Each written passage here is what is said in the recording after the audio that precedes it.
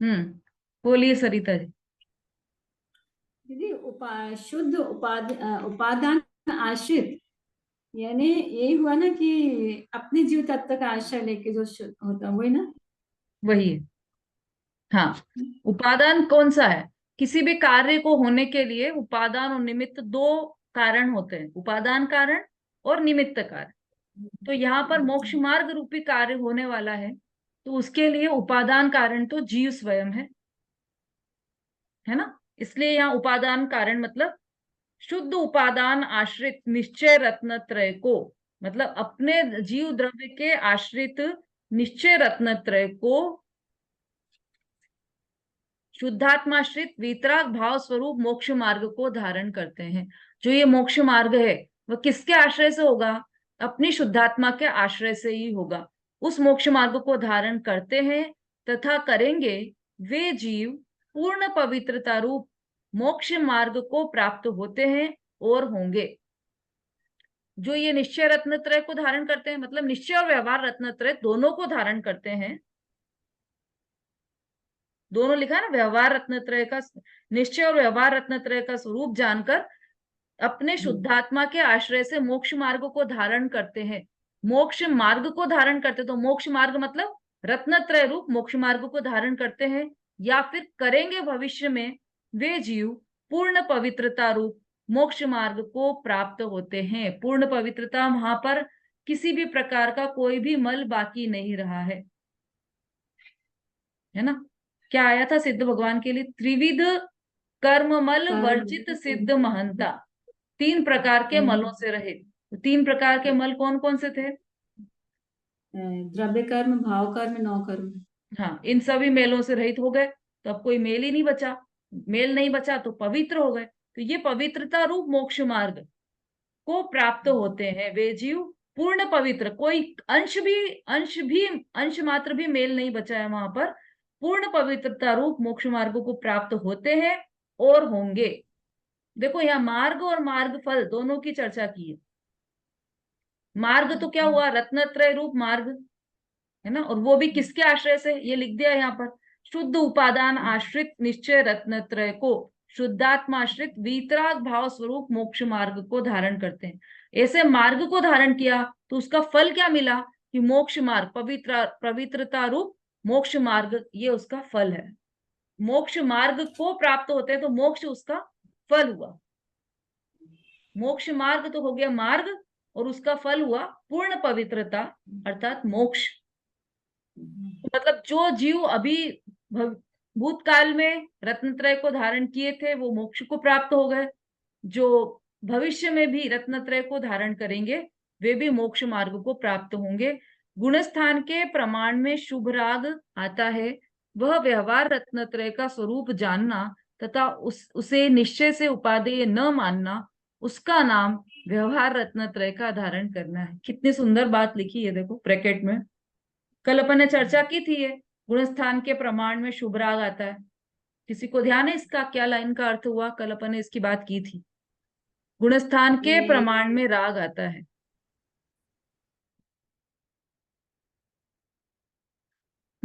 किसको ध्यान है?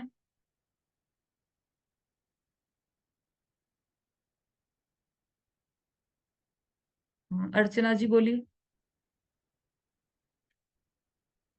दीदी, सात्विक गुणस्थान में जो मुनिराज होते हैं वो छठवें गुणस्थान में जब आते हैं, मतलब अपने उसके 24 परिचय और 28 मूलों का पालन आदि के सोचते तब शुभ राग आता है।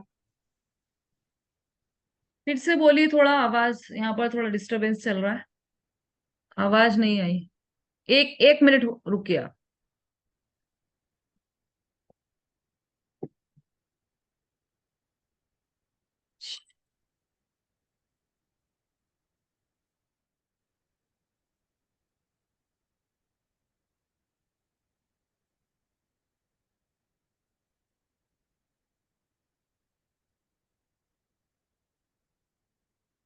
हाँ जी बोलिए। जी, सात्विक गुणस्थानवर्ती मुनिराज जब होते हैं वो वो अपने शुभ राग में आते हैं। जब छठवें गुणस्थान में मतलब वो सोचते हैं 22 परिचय का सहन करना, 28 मूलों का पालन, तब वो उनका गुण स्थान नीचे गिर जाता है, सात में छठे से सात में से छठे गुण स्थान में जाते हैं, तब उनका शुभ राग होता है। ऐसा है क्या? वो बात तो ठीक है आपकी, लेकिन अभी यहाँ पर गुणस्थान प्रमाण के क्या, उसका क्या अर्थ है सरिता जी? गुणस्थान प्रमाण है ना, गुणस्थान के हिसाब से, जैसे अगर छठवां गुणस्थान चल रहा है तो उनको शुभ राग आया, तो वो जो अपने 28 मूल गुण वगैरह वगैरह का उनका शुभ भाव आते हैं, आहार वगैरह का, तो वो शुभ राग जो आता है वो गुण स्थान के उदय से आता है, कि छठवां गुण स्थान पे गए। हाँ हाँ। और जब वो सातवें में चले जाते हैं तो यानी कि उनका निश्चय रत्नत्रय हो जाता है, तो छठवें में रहते हैं तो व्यवहार रत्नत्रय रहता है उनका। ऐसा जो शुभ राग आते हैं उनके 28 मूल गुण वगैरह, ये 13 आरती प्रकार जी का बोलिए। चारित्र। हाँ ठीक, आरती जी। मतलब ये कि गुण स्थान के प्रमाण से, यानी कि जैसे कोई जीव चौथे गुण स्थान में है तो उसका जो व्यवहार होगा वो चौथे गुण स्थान के अनुरूप ही होगा, अगर वो पांचवें गुण स्थान में जाता है तो उसको पांचवें के अनुरूप ही होगा। हाँ बिल्कुल ठीक, यही है इसका अर्थ। कल बताया था ना कि जैसे चौथे गुण स्थान में कोई जीव है तो उसको अनुव्रत का विकल्प नहीं आएगा, या कोई छठा गुण स्थान वाला जीव है तो वो ये नहीं, ऐसा विकल्प नहीं आएगा कि मैं महाव्रत क्यों ग्रहण करूं, मैं तो अनुव्रत तक ही ठीक हूं, तो उसका मतलब छठा गुणस्थान नहीं आया है। तो गुणस्थान प्रमाण व्यवहार रत्नत्रय भी चलेगा। और सरिता जी एक बात विशेष ध्यान रखिए, ऐसा कभी नहीं होगा कि सातवें गुणस्थान में निश्चय रत्नत्रय हो और छठवें गुणस्थान में व्यवहार रत्नत्रय हो, ऐसा नहीं होगा। छठे गुणस्थान में भी निश्चय और व्यवहार रत्नत्रय दोनों है, सातवें गुणस्थान में भी निश्चय और व्यवहार रत्नत्रय दोनों है। ठीक है। रत्नत्रय यदि छूट गया, मान लो ओनली व्यवहार रत्नत्रय रह गया, तो मतलब वो निश्चय रत्नत्रय नहीं रहा, तो फिर तो गुणस्थान ही गिर जाएगा उनका, वो तो पहले गुणस्थान में आ जाएंगे। दीदी जैसे सातवें सातवें में भी व्यवहार रत्नत्रय रहेगा। बिल्कुल। अच्छा। रत्नत्रय एक बार प्रारंभ हो गया तो वो कभी भी नहीं रुकेगा। निश्चय और रत्नत्रय, व्यवहार रत्नत्रय हमेशा साथ चलेंगे। साथ में चलेंगे, बिल्कुल साथ में चलेंगे, छूटेगा नहीं। रत्नत्रय छूटेगा नहीं, व्यवहार रत्नत्रय भी नहीं छूटेगा, निश्चय रत्नत्रय भी नहीं छूटेगा। निश्चय तो नहीं छूटेगा, पर व्यवहार भी हमेशा साथ चलता है। चलता है, गुणस्थान प्रमाण व्यवहार साथ में चलता है।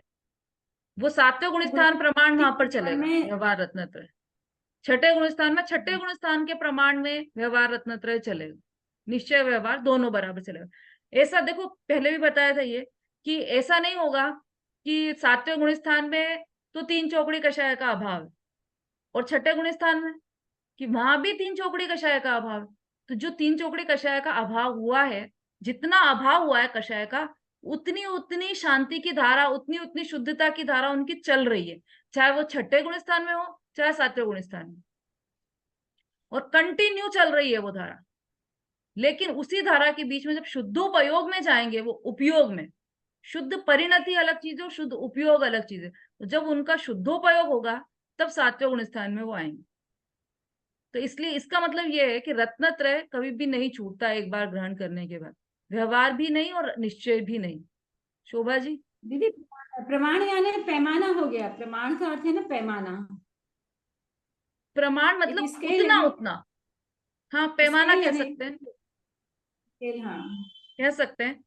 शब्द क्या डला हुआ है यहाँ पर, गुणस्थान के प्रमाण में, मतलब जैसे चौथा गुणस्थान है तो उसके अनुसार व्यवहार रत्नत्रय चलेगा। एक चौकड़ी कषाय का अभाव हुआ है तो उसके अनुसार व्यवहार रत्नत्रय चलेगा, तीन चौकड़ी कषाय का अभाव हुआ है तो उसके अनुसार व्यवहार रत्नत्रय चलेगा।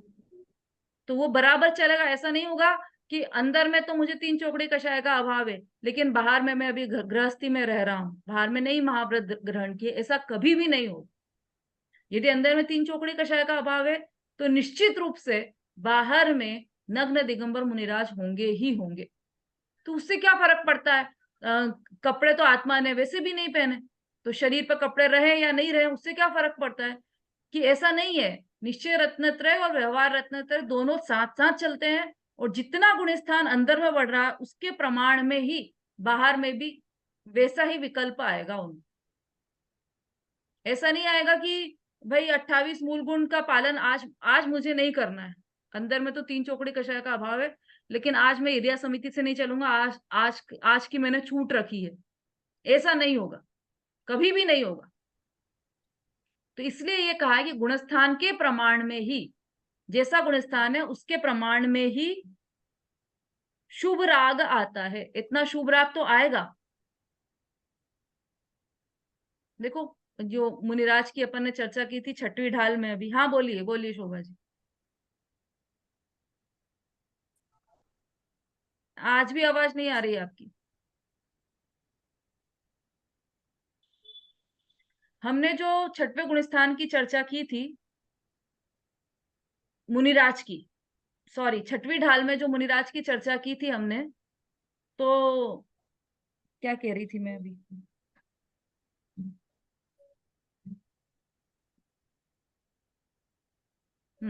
गुणस्थान के प्रमाण में शुभ राग आता है। 28 मूल गुणों की चर्चा की उसमें, है ना? 5 समिति, 5 इंद्रिय विजय और 5 महाव्रत, इन सब की चर्चा की थी ना। तो ये सब 6वें गुणस्थान में आए ना, ये शुभ राग, इतना शुभ राग तो आएगा ना वहां पर। और उसमें एक और चर्चा की थी हमने 6 आवश्यक की। तो 6 आवश्यक कौन से मुनिराज के? केश लॉन्च करना, आय स्नान है, अदंत नहीं, धोबन है। अरे कहाँ पहुंच गए आप? 6 सब तो आवश्यक आवश्यक है ना नहीं दीदी। होंगे। वो स्वाध्याय, हाँ वो वंदना, स्तुति, स्वाध्याय, ये समता सत्यप्रमाण संभारे, स्तुति उचारे, हाँ, वंदना जिन देव की, वंदना जिन देव की। अब बोलो। सामायिक है हाँ देखो, जी। वंदना जिन देव की, एक उसमें आया ना जो 6 आवश्यक है मुनिराज के, आवश्यक मतलब अवश्य रूप से करने योग्य कार्य, तो वंदना जिन देव की, जिनेन्द्र भगवान की वंदना 6ठे गुण स्थान में। तो मुनिराज पंच परमेष्टि में तो वो स्वयं आ गए। 5 परमेष्टि होते ना, उसमें मुनिराज आए कि नहीं आए? हम्म आगे 5 दीदी, परमेष्टि में मुनिराज आए या नहीं आए? आगे दीदी साधु परमेष्टि है। हाँ बिल्कुल ठीक। तो मुनिराज आ गए पंच, वो स्वयं परमेष्टि हो गए, परम पद में स्थित, और अनंत सिद्ध बनने ही वाले हैं वो। तो वो ऐसा क्यों नहीं सोचते कि मुझे जिनेन्द्र भगवान की वंदना करने की क्या आवश्यकता है, मैं तो स्वयं ही पंच परमेष्टि में आ गया हूँ, और मेरी पूजा की जाती है। अभी तो मेरा अर्घ से मेरी आरती उतारी जाएगी क्योंकि मैं पंच परमेष्टि में हूँ। तो ऐसा विकल्प क्यों नहीं आता? और उन्हें ऐसा विकल्प क्यों आता है कि मैं जिनेन्द्र देव की वंदना करूं? 6 आवश्यक में डाला है उसको, मैं जिनेन्द्र भगवान की वंदना करूं। ऐसा विकल्प क्यों आया? क्योंकि उस गुणस्थान के प्रमाण में उनको वह शुभ राग आता ही आता है। 6वां गुणस्थान है ना, तो उनको वो राग आएगा ही आएगा, नियम से आएगा। बिना 6 आवश्यक के मुनिराज नहीं रहते, वो जिनेन्द्र वंदना करते। मंदिर हो चाहे नहीं, मतलब जंगल में भी होंगे तो वो जिनेन्द्र भगवान की वंदना करेंगे। 6 आवश्यक में है उनके। तो इसलिए यहां पर लिखा कि गुणस्थान के प्रमाण में शुभ राग आता है, वह व्यवहार रत्नत्रय का स्वरूप जानना। ये ऐसा व्यवहार रत्नत्रय का ऐसा स्वरूप है, उसे निश्चय से उपादेय न मानना। बोलो। कितनी गहरी बात की है यहाँ पर। ये व्यवहार रत्नत्रय का स्वरूप जानना, उसे निश्चय से उपादेय मत जानना गुणस्थान के प्रमाण में। चौथे गुणस्थान में, पहले गुणस्थान में क्या हुआ? पहले गुणस्थान में तो रत्नत्रय ही नहीं, लेकिन जैसे चौथा गुणस्थान, तो वहां पर भी उनको शुभ राग आएगा, लेकिन वो उपादेय नहीं है। ये उनके ये दृढ़ श्रद्धा रहेगी, है ना? जैसे मुनिराज है, वो जिनेन्द्र वंदना कर रहे हैं, तो उनको 6वें गुणस्थान में ये विकल्प तो जरूर आएगा कि मुझे जिनेन्द्र वंदना करनी है, लेकिन उसे वो उपादेय नहीं मानेंगे उस शुभ राग को। ऐसा नहीं मानेंगे, अरे देखो मेरे कितने अच्छे परिणाम हुए, मुझे जिनेन्द्र वंदना के परिणाम आए, देखो मेरे कितने अच्छे परिणाम हुए, मुझे तीर्थ यात्रा के परिणाम आए। तो खुद ही अपने आप से बोले नहीं चाहे, लेकिन विचार भी ऐसा नहीं आएगा कि मुझे ये कितने अच्छे परिणाम आए। क्यों नहीं आएगा? क्योंकि वो उस शुभ राग को उपादेय नहीं मान रहे। शुभ राग के कारण तो गुणस्थान गिर गया है उनका, तो उसको उपादेय कैसे मानेंगे?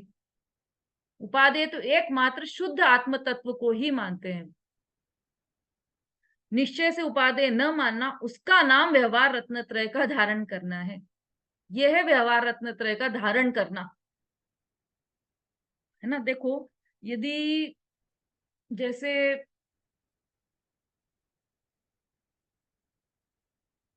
जैसे घर में मेड आती है ना, और कहीं बाहर जाना हो, आपको बाजार जाना हो और मेड आने वाली हो, उसका टाइम हो गया और आपका छोटा बच्चा घर में हो, तो आपको उसको कि आप क्या बोलकर जाते हो उससे कि बेटा मैं जरा बाजार जा रही हूँ, वो बाई आए तो ध्यान रखना, ठीक है। अब वो बाई आई, उसने देखा कि मम्मी नहीं है घर पर, उदाहरण है ये तो। बाई आई और उसने क्या किया कि कोई भी नहीं है घर पर, तो उसने फटाफट से आपका फ्रिज खोला, उसमें से सारे ड्राई फ्रूट्स निकाल लिए, अलमारी खोली, उसमें से पैसे निकाल लिए, और बच्चा वहीं बैठा बैठा सब देख रहा है। अब मम्मी आई बाजार से, मम्मी ने बोला कि अरे ये क्या हुआ, मेरी अलमारी खाली कैसे हो गई? तो उसने बोला कि वो बाई निकाल रही थी अलमारी में से पैसे। अरे तो तुमसे कहा था ना कि ध्यान रखना, वो बाई आए तो उसको देखना। तो क्या आपने कहा था कि बाई आए तो उसको देखना, तो मैं देखता रहा, है ना। अब यहाँ पर ये क्या कहना चाह रहे हैं यहाँ पर कि व्यवहार रत्नत्रय का धारण करना, ये क्या है? हमने व्यवहार रत्नत्रय को धारण किया, तो इसका मतलब किसी क्रिया विशेष को धारण करना वो व्यवहार रत्नत्रय का धारण नहीं है। सरिता जी, समझना ध्यान से, किसी क्रिया विशेष को धारण करना वह व्यवहार रत्नत्रय नहीं है। जैसे हम पूजा कर रहे हैं, या मुनिराज पूजा कर रहे हैं, मुनिराज वंदना कर रहे हैं जिनेंद्र भगवान की, तो वो वंदना करना, उनका हाथ जोड़ना, ये व्यवहार रत्नत्रय नहीं है। थोड़ी सी सूक्ष्म बात है, थोड़ा उपयोग सूक्ष्म करके सुनना। बाहर की क्रिया व्यवहार रत्नत्रय नहीं है। पूजा पाठ करना, अर्घ चढ़ाना, एक थाली में से द्रव्य उठाकर दूसरी थाली में चढ़ाना, ये सब व्यवहार रत्नत्रय नहीं है। जो गुणस्थान के प्रमाण में जो कार्य हम कर रहे हैं, है ना, जैसे चतुर्थ गुणस्थान में, जैसे पांचवें गुणस्थान में अनुव्रत ग्रहण किए, तो वो अनुव्रत के क्या ग्रहण किया कि ब्रह्मचर्य अनुव्रत। तो ब्रह्मचर्य रूप जो क्रिया हुई है, वह क्रिया व्यवहार रत्नत्रय नहीं है। क्या बात कर रहे हो? अभी तो इतनी देर से ये समझा रहे थे कि आत्मा में लीन होना वो निश्चय रत्नत्रय है, और बाहर में शील की रक्षा करना वो व्यवहार रत्नत्रय, और अभी आप कह रहे हो कि शील की रक्षा करना व्यवहार रत्नत्रय नहीं है। तो दोनों में तो बहुत विरोध हो गया, बिल्कुल विरोधी बातें हो गई।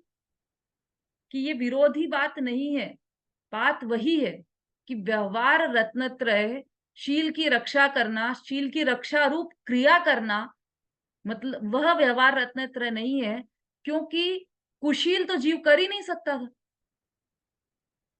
यदि कुशील जीव नहीं कर सकता तो शील व्रत भी जीव नहीं धारण कर सकता, है ना।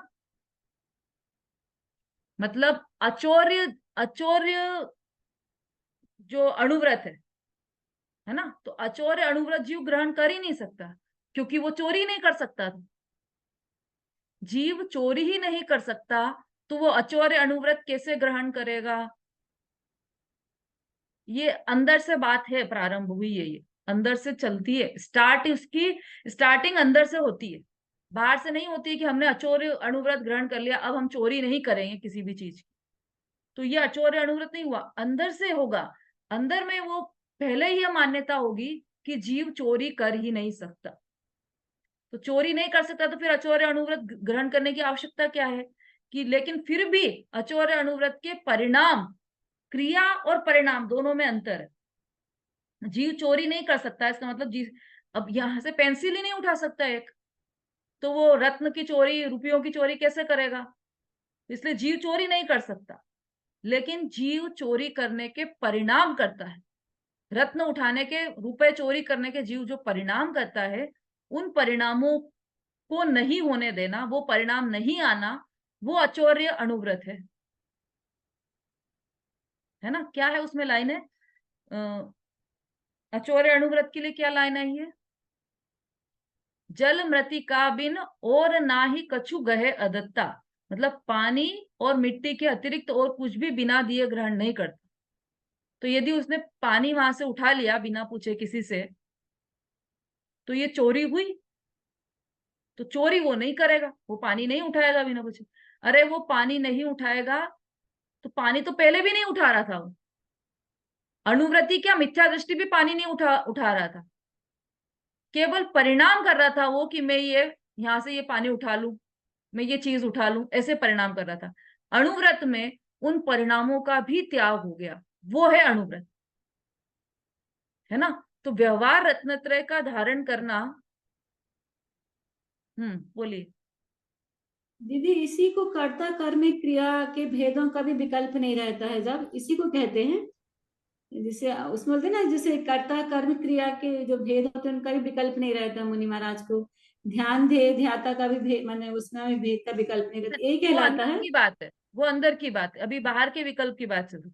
जब आत्मा के स्वरूप का चिंतन करेंगे, स्वरूपाचरण चारित्र में जब आत्मा के स्वरूप का चिंतन करेंगे, तब वो जो जानने रूप क्रिया हो रही, उस क्रिया की बात है वहां पर ये क्रिया की बात नहीं है जो अभी अपन कर रहे हैं, है ना। वो दोनों अलग अलग डिफरेंट है। तो हम क्या बात कर रहे थे कि ये जो व्यवहार रत्नत्रय का स्वरूप है, उसे निश्चय से उपादेय न मानना, उसका नाम व्यवहार रत्नत्रय का धारण करना है। किसको निश्चय से, कि जो बाहर में व्यवहार रत्नत्रय है वो उपादेय ऐसा मान लिया, तो आपने व्यवहार रत्नत्रय भी ग्रहण नहीं किया। देव शास्त्र गुरु की शरण वही उपादेय है ऐसा मान लिया, तो आपने व्यवहार रत्नत्रय भी धारण नहीं किया। तो फिर कब धारण किया, कि जब निश्चय रत्नत्रय धारण किया। और निश्चय रत्नत्रय में क्या क्या जाना था हमने, कि एकमात्र शुद्धात्मा ही उपादेय है, पर द्रव्यंते भिन्न आप में रुचि सम्यक तो भला है, और आप रूप को जान पनो सो सम्यक ज्ञान कला है, ऐसा जाना था ना। अपने स्वरूप को ही जानना वो सम्यक ज्ञान। ठीक है, थोड़ा सा सूक्ष्म हो रहा है, लेकिन कोई बात नहीं, जितना समझ में आए उतना समझिए उसको आप, है ना। इसमें देखो एक बात और ध्यान रखना, कि यदि कोई चीज समझ में नहीं आ रही हो, कठिन पड़ रही हो, सूक्ष्म पड़ रही हो, तो उसको ये जानकर छोड़ दो कि हाँ थोड़ी सूक्ष्म है अभी मुझे। एक तो उसमें अपने प्राण पीड़ित नहीं करना कि अरे मुझे तो समझ में नहीं आ रहा है, मेरा तो इतना कम क्षयोक्षम है, मेरी तो बुद्धि कमजोर है, मैं तो याद ही नहीं रहता, मैं तो भूल जाती हूँ। ये सब करने की कोई आवश्यकता नहीं।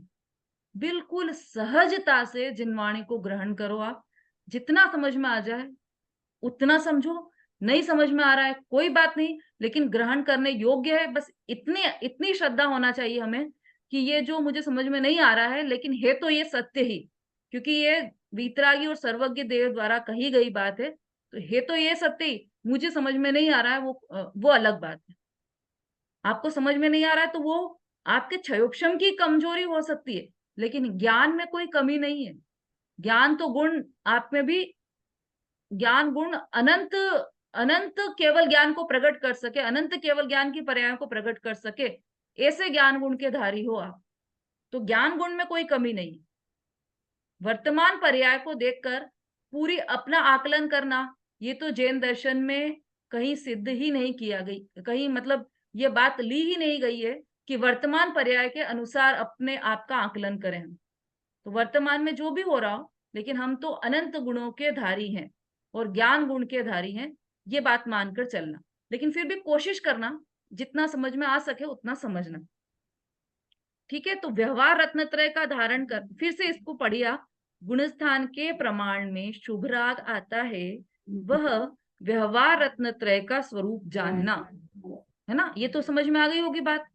ये तो अपन ने कल भी ली थी कि गुणस्थान के प्रमाण में ही जो शुभ राग आ रहा है वह व्यवहार रत्नत्रय। ठीक है, जैसे पांचवें गुणस्थान के प्रमाण में अनुव्रत का विकल्प आ रहा है, वो शुभ राग आ रहा है, वह व्यवहार रत्नत्रय है। उसे निश्चय से उपादेय न मानना। उसका निश्चय से नाम मतलब यही करने योग्य कार्य है, ऐसा निश्चय से उपादेय न मानना, उसका नाम व्यवहार रत्नत्रय का धारण करना है। ठीक है, अब आगे बढ़ते हैं अपन। जो जीव, और आज तो बहुत टाइम हो गया, चलिए यहीं पर अपन छोड़ते हैं इसको। कल की कक्षा में ये लेंगे और फिर अंतिम सीख, कल अंतिम कक्षा है हमारी, कल ये हमारी ढाल पूरी हो जाएगी। दीदी सरिता जी, वो मंडे को गोष्ठी होगी। मंडे को गोष्ठी मंडे को रहेगी, गोष्ठी कल उसके विषय दे दिए जाएंगे आपको, है ना। और विषय आप लोगों को जो समझ में आ रहे हो, इसमें विषय बन जाते हैं इजीली। तो उसके आपको जिस विषय की तैयारी हो या जिस विषय पर आप बोलना चाहें, वो कल आप सोच कर आइएगा, तो ताकि आप इजीली नाम लिखा सकें, जल्दी से नाम लिखा सकें, फटाफट नाम लिखा सकें आप। इसलिए वो विषय के बारे में आप सोच कर आइएगा। बोलना जी सबको है, कम से कम 15-20 इसमें वक्ता रहेंगे अपने, तो इसलिए सबको अवसर मिलेगा बोलने का, और सबको बोलना चाहिए। बोलने के कारण तैयारी बहुत अच्छी हो जाती है अपनी। जी, मेरा तो पहला वाला ही रहेगा, पहला छंद। हाँ, वो आप बताना कल, पर सोच कर आना है कल तक आपको, कल आप बता दीजिएगा। चलिए। जहाँ वाणी के ज्ञान से सूझे लोकालो, सुवाणी मस्तक नमो सदा देत हूँ दो। बोलिए जिनवाणी माता की जय, महान जैन धर्म की जय।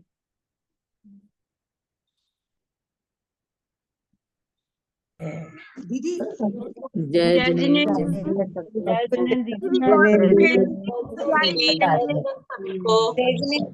सभी को जय जिनेन्द्र, जय सभी को जय हिंद।